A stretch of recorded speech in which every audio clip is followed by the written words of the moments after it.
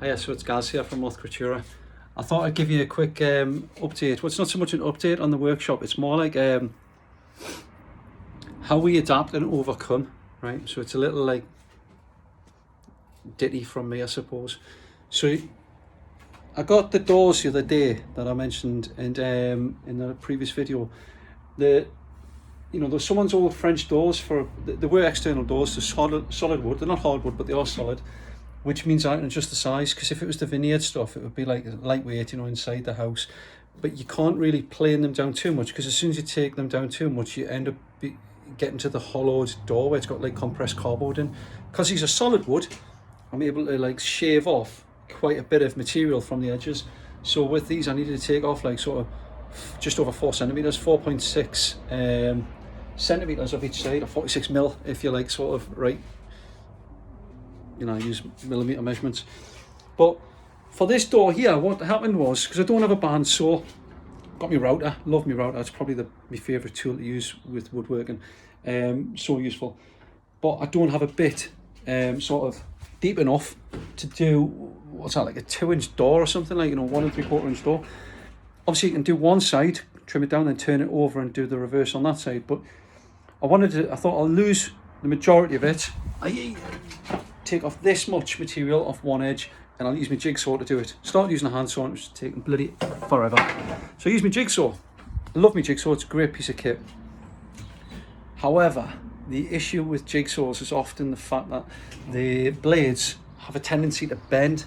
You'll see up here, my little shameless plug, me magnetic Moth Creaturae bottle opener.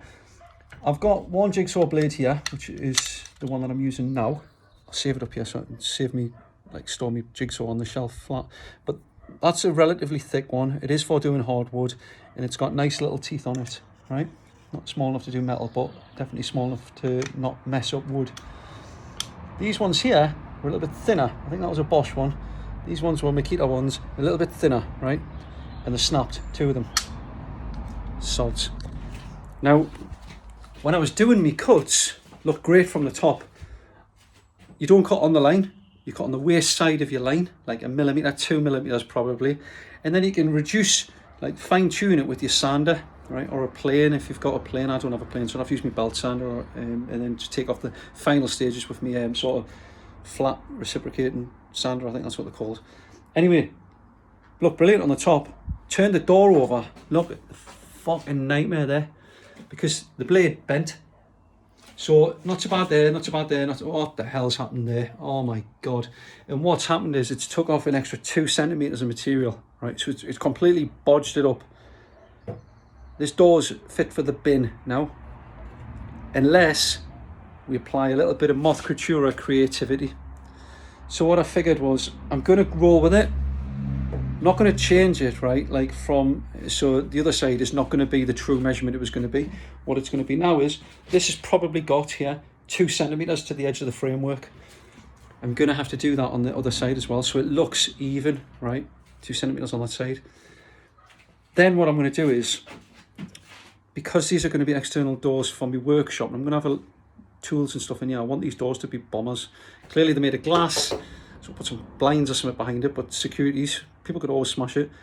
It's to stop opportunists breaking into things, because if someone wants to get into somewhere, they're going to get in there. It doesn't matter what you do. But for aesthetics and also for added security, what I figured with these doors was I was going to make a metal frame. So I'll buy some mild steel, and it'll be just as thick as what this is. And what I'm figuring is I'll run it up the edge, sink some holes in it so I can put some screws in it, run it across the top, right, which means I'll weld in the corners, so it'll be like a nice metal frame all the way around. And how I'd like it to work is, the metal will be on show all the time, it's not going to be sealed with anything, so it will start rusting. We can rub it down, and what will happen is it'll start getting a bit of patina on it. The doors I would like to strip, so it'd be bare wood, and then I'll do what I did with like my shelves and stuff, where I apply a little bit of heat on it and then burn it down and stuff like this, and sand it. That's how I'd like to finish the doors. Clearly, if there's a little bit of paint left on there, but it's in nice little neat pockets, I'll be happy with that. It's reclaimed, and I think it'll be in keeping with my workshop and what Moth Creaturae is all about repurposing and reusing things. If that makes sense. But yeah, it's just about adapting and overcoming. So when you face a situation, don't just focus on the negative, right? So in this situation, the door's tits, it's fit for the bin, so it needs to just get binned. Wrong. We can always salvage from any sort of disaster. We can get positives out of it. So the positive of this one is we are going to make the door a little bit more original in terms of stylization than what it would have been. It would have been a lovely trim door, which would have been very nice.